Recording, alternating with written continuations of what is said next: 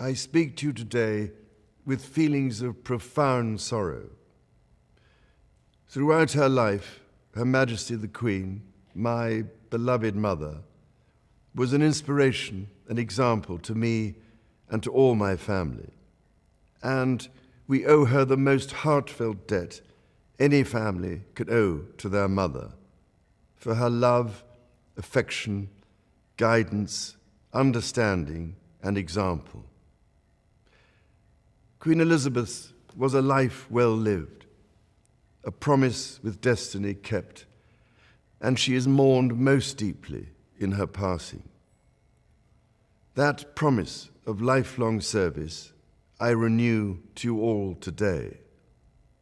Alongside the personal grief that all my family are feeling, we also share with so many of you in the United Kingdom, in all the countries where the Queen was head of state, in the Commonwealth and across the world, a deep sense of gratitude for the more than 70 years in which my mother, as Queen, served the people of so many nations.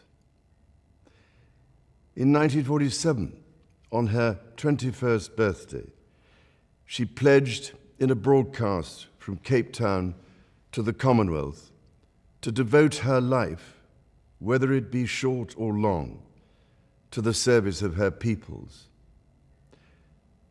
That was more than a promise.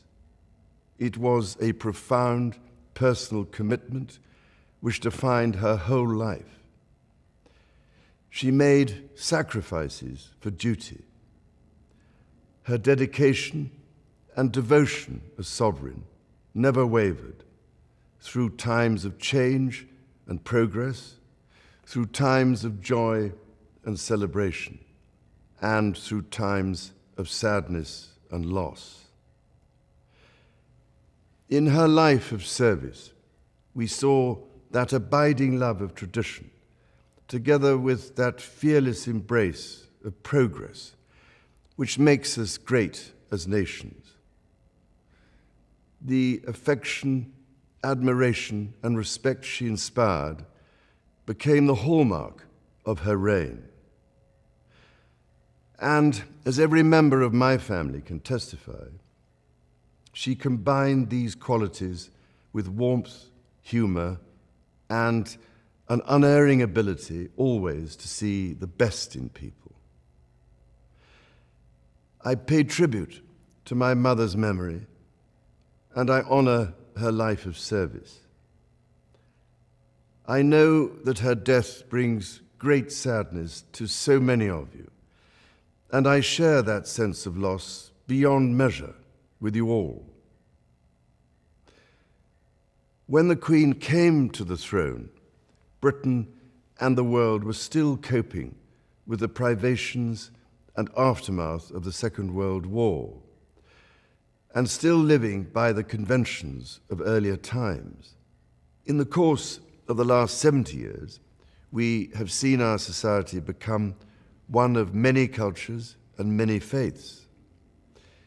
The institutions of the state have changed in turn. But through all changes and challenges, our nation and the wider family of realms, of whose talents, traditions, and achievements I am so inexpressibly proud, have prospered and flourished. Our values have remained and must remain constant. The role and the duties of monarchy also remain, as does the sovereign's particular relationship and responsibility towards the Church of England, the church in which my own faith is so deeply rooted. In that faith and the values it inspires, I have been brought up to cherish a sense of duty to others and to hold in the greatest respect the precious traditions, freedoms, and responsibilities of our unique history and our system of parliamentary government. As the Queen herself did with such unswerving devotion, I too now solemnly pledge myself throughout the remaining time God grants me, to uphold the constitutional principles at the heart of our nation.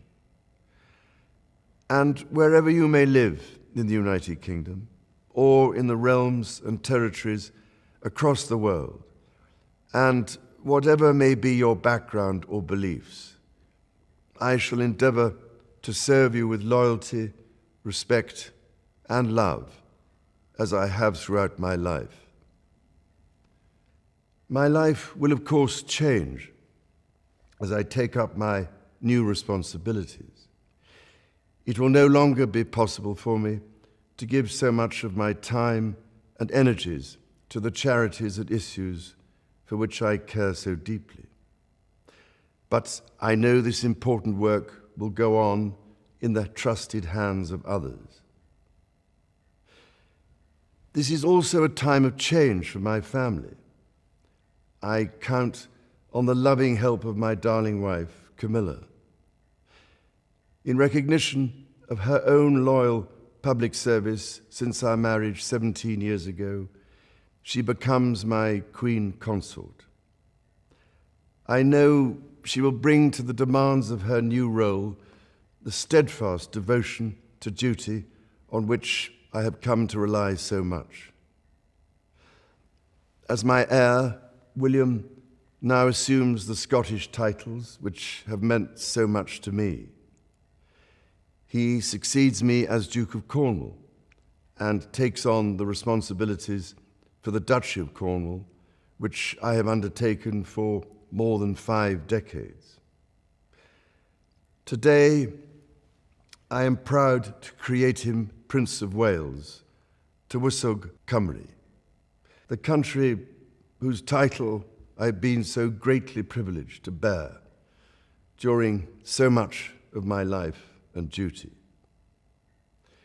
With Catherine beside him, our new Prince and Princess of Wales will, I know, continue to inspire and lead our national conversations, helping to bring the marginal to the centre ground, where vital help can be given.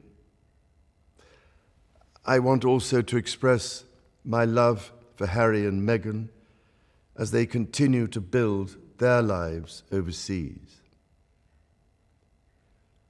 In a little over a week's time, we will come together as a nation, as a Commonwealth, and indeed a global community, to lay my beloved mother to rest. In our sorrow, let us remember and draw strength from the light of her example. On behalf of all my family, I can only offer the most sincere and heartfelt thanks for your condolences and support. They mean more to me than I can ever possibly express. And to my darling Mama, as you begin your last great journey to join my dear late Papa, I want simply to say this: thank you.